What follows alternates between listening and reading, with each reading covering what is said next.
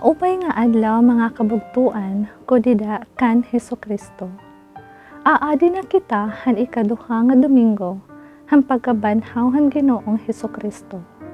Ako Sister Crescent Gay Cola Piñarejo, an Agustinian Bracolec sister. Para hanya na nga gospel power haware-waray.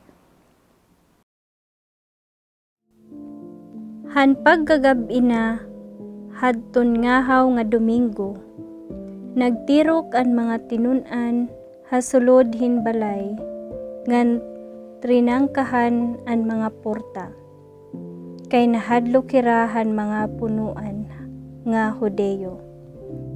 Ngan inabot Jesus ngan tinukdaw, habot nga nira ngan nagsiring. Ang kalinaw maada haiyo. Katapos niya pagsiring hini, iginpakita niya haira an iya mga kamot, ngan an iya kagiliran. Nalipay ang mga tinun-an, han pakakita nira han Ginoo. Ngan nagsiring liwat Jesus sa ira, ang kalinaw maada haiyo. Sugad nga ginsugo ako han Amay, ginsugo ko man kamo. Ginhuypan niya ngan signon. Karawatan niyo ang Espiritu Santo. Kung pasayloon niyo ang mga salahan mga tawo, pasasayloon hira.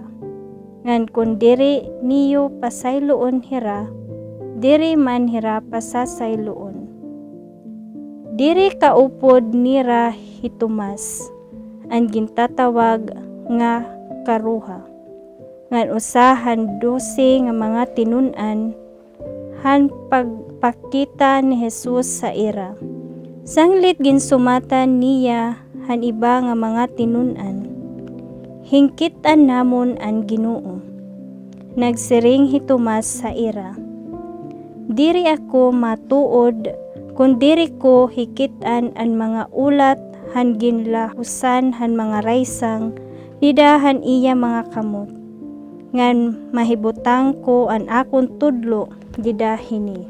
Ngan mga ulat ngan mahiram han akon kamot an iya kagiliran. Paglabay hin usa ka semana, nagkaurusan na liwat an mga tinun-an hasulod hin balay, ngan upod nanira hitumas. Trangkado ang mga porta, kundi hinabot ti Jesus ngan tinukdaw habot nga nira ngan nagsiring. An kalinaw maada haiyo. Ngan nagsiring hiya kan Tomas. Ibutang didi an imo tudlo, ngan kitaan akon mga kamot. Ngan ikadi an imo kamot, ngan hirama an akon kagiliran. Ayaw na pagruhaduha, tuo na. Nagbaton hitumas sa iya. Ginoo ko nga Diyos ko. Nagsiring Jesus sa iya. Natuo ka na ba kay nakakita ka haakon? Palaran adto natuo bisan waray makakita haakon. Gimbuhat ni Jesus indamo pa nga mga milagro haatubangan han iya mga tinun-an. Ngan waray mahisurat dida hini nga basahan. Kundi iginsurat ini, base tumuo kamo nga hi Jesus amo an Mesiyas, an anak han Dios nga pinaagi hini nga pagtuo haiya, makaangkon unta kamo han kinabuhi. Dida han Ebanghelyo ni San Juan, yan nga adlaw, makikita nato ang atong mga kalugaringon. Ha iba-iba nga punto han atong kinabuhi, ha mga karakter. Pananglitan, hitumas nga nagduda, mahitungod han pagkabanhaw ni Kristo, na mumulong langanhaw, tikang ha iyang kasing-kasing. Mahitungod hini, hiyan na representar han mga tawo, nga nagwawaring ang pagtuo nga namimiling hin ebidensya, mahitungod han atong mga pagturunan. And diri pagtuo ni Tomas, nga nabanhaw na hi Kristo hasa nga makaptan niya ang mga samad halawas ni Jesus, inusa nga matinud-anon nga reaksyon tungod nga waray man gud hiya kinmita. Hanakit-an ha ira grupo. Sugad hinusa nga bata inmuba hiya salit karuyag niya hin maurupay nga eksperyensya nga labaw pa han iyang mga kaupod. Ini nga ebanghelyo kundiin hi Tomas nagduda na angayana nga nagsasaurog kita han Domingo han Dios nga kalooy.